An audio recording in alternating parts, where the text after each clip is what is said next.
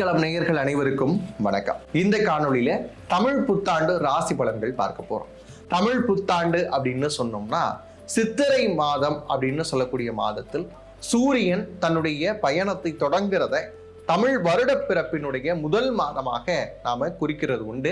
அப்படி பார்க்கிறப்ப சூரியனுடைய பிளேஸ்மெண்ட் பொறுத்து அதனுடைய ராசி அடிப்படைகள்ல எப்படியான கிரகங்கள் இருக்கு அப்படிங்கிறத பொறுத்தும் ஒவ்வொரு ராசிக்கும் என்னென்ன பலன்கள் கிடைக்க போகுது அப்படிங்கிறத நாம இந்த காணொளியில பார்க்க போறோம். அப்படி பார்க்கிறப்ப தமிழ் வருடங்கள் 60 வருடங்களை நமக்கு நம் முன்னோர்கள் கொடுத்திருக்கிறாங்க. இதில் நிறைய சர்ச்சைகள் உண்டு. என்ன அப்படின்னு பார்க்கிறப்ப வருடங்களுடைய பெயர்கள் எல்லாமே சமஸ்கிருதத்தில் இருக்கிறது, சான்ஸ்கிரிட்டட் வெர்ஷனா இருக்கு. இது எப்படி தமிழ் பெயராகும், தமிழ் வருடங்களாக மாறும் அப்படின்லாம் நிறைய பேர் கேட்பாங்க. ஒவ்வொரு சான்ஸ்கிரிட் பெயருக்கும் நமக்கு தமிழ் பெயர்கள் உண்டு. இந்த வருடம் அப்படின்னு பாத்தீங்கன்னா விஸ்வாவசு ஆண்டிலிருந்து நம்ம பிராபவ வருடத்திற்குள்ளாக நுழைகிறோம். இந்த பிராபவ வருடம் அப்படிங்கிறது என்ன குறிக்கிறது அப்படின்னு பாத்தீங்கன்னா தமிழ்ல அருத்தோற்றம் அப்படின்னு குறிக்குது. பொதுவாகவே நம்மளுடைய வாழ்க்கையில எல்லா விஷயங்களையும் அடைவதற்கு அருள் அப்படிங்கிற விஷயம் கண்டிப்பா வேணும். அது இறையருளாக இருந்தாலும் சரி, இறையை நம்பாதவர்கள் இயற்கையை நம்புறேன் அப்படின்னு சொன்னா இந்த இயற்கையினுடைய அருளாக இருந்தாலும் சரி, அருள் அப்படிங்கிற பிளெஸிங்ஸ் நமக்கு எப்பயுமே வேணும். வள்ளுவர் கூட என்ன சொல்றாரு அப்படின்னு பாத்தீங்கன்னா அருளிலாருக்கு அவ்வுலகம் இல்லை, பொருளிலாருக்கு இவ்வுலகம் இல்லை அப்படின்னு சொல்லி வைக்கிறார். அப்படி பார்க்கிறப்ப அருள் அதை கொடுக்கக்கூடிய தோற்றமாக அருத்தோற்றமாக இந்த பிராபவ வருடம் வருகிறது. பிராபவ வருடம் அப்படின்னு சொன்னாலே பஞ்சாங்கத்துல சில குறிப்புகள் இருக்கும். அதுபடி பார்க்கிறப்ப நல்ல விளைச்சல் கொடுக்கக்கூடிய வருடமாக இந்த பிராபவ வருடம் அமைய போகிறது.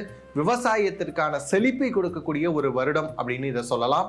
அது மட்டும் இல்லாம போர்கள் இது மாதிரியான விஷயங்கள் இருந்தாலும் கூட இறுதியில் மக்கள் நினைக்கக்கூடிய வகையில இந்த மாற்றங்கள் எல்லாம் நிகழக்கூடிய வருடமாகவும் பிராபவ வருடம் இருக்கும். அது மட்டும் இல்லாம அரசியலில் கண்டிப்பாக மக்கள் நினைக்கும் மாற்றங்கள் வரும் அப்படிங்கிறது தான் பிராபவ வருடத்தினுடைய மிக முக்கியமான கணிப்பு அப்படிங்கிறத பார்க்கிறோம்.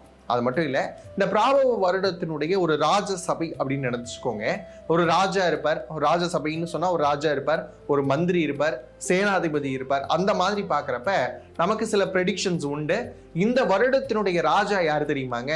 மன்னவன், பொன்னவன், பிரகஸ்பதி அப்படின்னு சொல்லக்கூடிய குரு பகவான் தான் ராஜாவா வரார். அப்ப அவருக்கு மேகாதிபதி அப்படிங்கிறப்ப உங்களுக்கு அந்த வார்த்தையே புரிஞ்சிருக்கும். மழை கொடுக்கக்கூடிய கிரகமாக யார் வராங்க அப்படின்னு பாத்தீங்கன்னா சந்திரனும், தானியாதிபதியாக செவ்வாயும் வராங்க.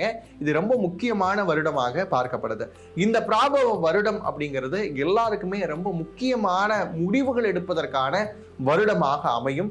இந்த வருடம் மேஷம் முதல் மீனம் வரைக்கும் இருக்கக்கூடியவங்களுக்கு எப்படி இருக்க போகுது அப்படிங்கிறதா இந்த காணொளியில நம்ம பார்க்க போறோம். மிதுன ராசினியர்களுக்கு இந்த தமிழ் புத்தாண்டு எப்படி இருக்க போகுது அப்படின்னு பாத்தீங்கன்னா வாழ்க்கையில நிறைய பார்த்தாச்சுங்க, நிறைய சிரமப்பட்டாச்சு. எங்க மேல தேவையில்லாத பிம்பங்கள் எல்லாம் கிரியேட் ஆயிடுச்சு. லாஸ்ட் இயர்லாம் பாத்தீங்கன்னா நாங்க தப்பே செய்யல, ஆனா அந்த தப்புக்கான தண்டனை அப்படிங்கிறது எங்களுக்கு தான் கிடைச்சது அப்படின்னு சொல்றதெல்லாம் இந்த மிதுன ராசிக்காரங்களுக்கு நிறைய நடந்தது. இனி அதுல இருந்து எல்லாம் விடுதலை அடைய போகக்கூடிய அமைப்பு இருக்கு. ஏன்னா இதனால் வரைக்கும் குரு பாத்தீங்க அப்படின்னா ஜென்ம குருவாக இருந்து உடல் நலத்திலும் சரி மனநலத்திலும் சரி நிறைய பிரச்சனைகளை கொடுத்துக்கிட்டே இருந்தாரு. இனி அவரு ஃபேமிலி அண்ட் ஃபினான்ஸ் அப்படின்னு சொல்லக்கூடிய அமைப்புக்குள்ளாக போகக்கூடிய காலகட்டங்கள்ல ஃபேமிலிலையும் உங்களுக்கான மதிப்பு மரியாதை அப்படிங்கிற விஷயம் உயரப்போகுது. அது மட்டும் இல்லாம நீங்க பொதுவாகவே எப்படின்னா ஒருத்தர் பேசாம இருக்கிற 4 பேர் இருக்கிற இடத்துல அப்படின்னா அவங்களையும் சேர்த்து பேச வைக்கக்கூடிய ஆட்கள் அந்த அளவுக்கு மின்மினி போல இருக்கக்கூடிய இந்த மிதுன ராசிக்காரங்க ஒரு வருஷ காலமாவே பாத்தீங்கன்னா உங்க மேல நிறைய தவறான ஒப்பீனியன்ஸ் எல்லாமே வந்துருச்சு. இவரா இப்படி அப்படிங்கிற மாதிரி எல்லாம் சில விஷயங்களை கிரியேட் ஆயிருக்கு. அது எல்லாமே மாறக்கூடிய அமைப்பு அப்படிங்கிறது குரு விலகக்கூடிய காலகட்டம். ஜென்ம குருல இருந்து அவரு உங்களுடைய 2ஆம் இடத்துக்கு போகக்கூடிய நேரத்தில் குடும்பத்தில் மதிப்பு மரியாதை அப்படிங்கிற விஷயம் உயரக்கூடிய காலகட்டம். பினான்ஸ் லெவல்ல அடுத்த கட்டத்துக்கு நோக்கி பயணிக்க போறீங்க. அது மட்டும் இல்லாம 3ஆம் இடத்தில் இருக்கக்கூடிய கேது மிகப்பெரிய வாய்ப்புகளை ஏற்படுத்தி கொடுக்க போறாரு. எது மாதிரியான வாய்ப்புகள்னா நீங்க எதெல்லாம் யோசிக்கிறீங்களோ அதெல்லாம் நடக்க போகுது. இறைவனுடைய துணையோடு அது நடக்க போகுது அப்படிங்கிறது தான் ரொம்ப முக்கியமான விஷயமா நம்ம பார்க்கிறோம். அது மட்டும் இல்லாம ராகு கும்ப வீட்டிலிருந்து உங்களுக்கு தேவையான விஷயங்கள் எல்லாத்தையுமே கொடுத்துட்டே இருக்கிறாரு. என்னதான் கும்பத்தில் ராகு இருக்கிறாரே, இதனால சிக்கல்கள் ஏதேனும் வருமா அப்படின்னு கேட்டா அது எதுவுமே கிடையாது. மீன வீட்டில் இருக்கக்கூடிய சனி பகவான் கிட்டத்தட்ட உங்களுக்கு 10ஆம் இடத்துல கெரியர் பாயிண்ட்ல கொடுக்குறாருங்க. நீங்க தப்பாவே யோசிக்க கூடாது. கெரியர் பாயிண்ட்ல சனி இருக்கக்கூடிய காலகட்டம் உங்களுக்கு நிறைய வாய்ப்புகள் கொடுப்பார், நிறைய வேலைகள் தேடி வரும். என்னடா சனி பகவான் வந்துட்டாரே அப்படிங்கிற மாதிரியான விஷயங்களை எதுவுமே யோசிக்காதீங்க. சனி மாதிரி கொடுக்கறதுக்கு வேற யாருமே கிடையாது. அவர் நிறைய விஷயங்கள்ல வாய்ப்புகளையும் மரியாதையும் தேடி கொடுக்கக்கூடிய அமைப்புல இருக்கிறாரு. அப்படி பாக்குறப்ப ஓவராலா 4 பிளானட்டுமே உங்களுக்கு ரொம்பவுமே சூப்பரான விஷயங்கள்ல இருக்கு. அது குருவா இருந்தாலும் சரி, சனியா இருந்தாலும் சரி, கேதுவா இருந்தாலும் சரி, ராகுவா இருந்தாலும் சரி, 4மே நல்ல ஒரு பொசிஷன்ல இருக்கு அப்படிங்கிற விஷயத்தை நம்ம பார்க்கிறோம். அது மட்டும் இல்லாம 9ல் இருக்கக்கூடிய ராகு திடீர் அதிர்ஷ்டங்களை உருவாக்கி கொடுக்கக்கூடிய அமைப்பு அப்படிங்கிறது இருக்கு. 9ஆம் இடம் மட்டும் இல்லாம 10ஆம் இடமும் சிறப்பா இருக்கு. 9, 10 அப்படிங்கிற 2 இடங்கள் நல்லா இருந்துட்டாலே மற்ற பிரச்சனைகள் எதுவுமே பிரச்சனையாவே தெரியாது. மாத கூழ்கள்னு சொல்லக்கூடிய சூரியனா இருந்தாலும் சரி, சுக்கிரனா இருந்தாலும் சரி, புதனா இருந்தாலும் சரி, அவங்களும் நல்ல அமைப்புகள்ல இருக்கக்கூடிய காலகட்டங்களாக பார்க்கிறோம். இதுல எதுல கவனமா இருக்கணும் அப்படின்னு பாக்குறப்ப எமோஷனலா ஸ்டேபிளா இருங்க. ரொம்ப அன்ஸ்டேபிளான விஷயங்களுக்குள்ள போகாம இருக்கலாம். எந்த இடத்துல எதை பத்தியும் தெரியாத விஷயங்களை பத்தி பேசிடாதீங்க. தெரியாத நபர்கள் பத்தி விமர்சிக்காதீங்க. இந்த விஷயங்கள்ல மட்டும் கவனமா இருந்துகிட்டாலே சூப்பரா இருக்கு. திருமணம் சார்ந்த முயற்சிகள் பலிதமாகுமான்னு கேட்டா கண்டிப்பா சக்சஸ் ஆகும். அதுக்கப்புறம் வந்து பாத்தீங்கன்னா, ஆனா குருவனுடைய டிரான்சிட் வரைக்கும் கொஞ்சம் பொறுமையா இருங்க. அதுக்கப்புறம் வந்து பாத்தீங்க குருவே வந்து உங்களுக்கு 2, 3 அப்படின்னு சொல்லக்கூடிய 2 இடங்கள்ல பயணிக்க போறார். 2ஆம் இடத்தில் பயணிக்கும் போதும் சரி, 3ஆம் இடத்தில் பயணிக்கும் போதும் சரி, 2ஆம் இடத்தில் பயணிக்கும் போது நல்ல குடும்பம் அப்படிங்கிற அமைப்பை ஏற்படுத்தி கொடுப்பார்.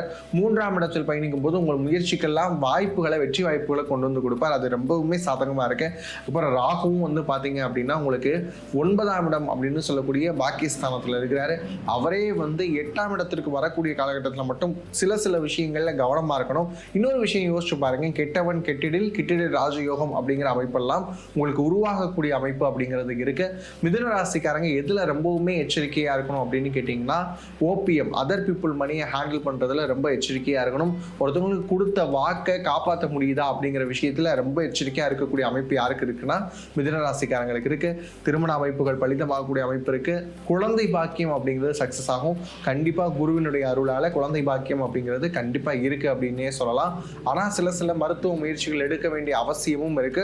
உடல்நலம் மனநலம் ரெண்டையுமே பாதுகாத்துக் கொள்ளக்கூடிய மிதுன ராசிக்காரங்களுக்கு எல்லாமே சக்சஸ் ஆகதான் இருக்க போது. ப்ராப்பர்ட்டிஸ் வாங்குறதுக்கான யோகம் இருக்கு. கடன்கள் இஎம்ஐ அடைக்கிறதுக்கான வாய்ப்புகள் இருக்கு. எல்லாமே ரொம்பவுமே சாதகமா இருக்கு அப்படின்னு சொல்லலாம். அது மட்டும் இல்லாம இந்த 2026ல மிதுன ராசிக்காரங்களுக்கு ஏதேனும் ஒரு வாழ்வியல் பரிகாரம் அப்படின்னு சொன்னா நீங்க செய்ய வேண்டிய விஷயம் என்ன அப்படின்னு பாத்தீங்கன்னா, ஒரு சார்ட் உருவாக்கிக்கோங்க. உங்களுக்கு எதெல்லாம் ட்ரீமா இருக்கோ அதெல்லாம் அதுக்கான இமேஜஸ்லாம் பிளேஸ் பண்ணி ஒரு விஷன் போர்டு மாதிரியான விஷயங்களை உருவாக்குனீங்க அப்படின்னு சொன்னா இன்னும் சூப்பரா இருக்க போது. அது மட்டும் இல்லாம வழிபாட்டு முறை அப்படின்னு பாத்தீங்கன்னா, நரசிம்மர் வழிபாடு. நாளை என்ற சொல்லே அறியாத ஒரு தெய்வம் அப்படின்னு பார்த்தீங்கன்னா நரசிம்மர் தான். நரசிம்மரை வியாழக்கிழமையில் வரக்கூடிய சுவாதி நட்சத்திரம் வந்தாலும் சரி, இல்லை வியாழக்கிழமையில் வரக்கூடிய குரு ஹோரையில் வழிபட்டீங்க அப்படின்னு சொன்னால் கண்டிப்பாக அடுத்தடுத்த கட்டங்களில் வாழ்க்கையில் முன்னேற்றம் அப்படிங்கிறது இருக்க போது. இனி வரக்கூடிய காணொளிகளில் தொடர்ந்து இணைஞ்சிருங்க. இது வந்து வெறும் பொது பலன் தான்.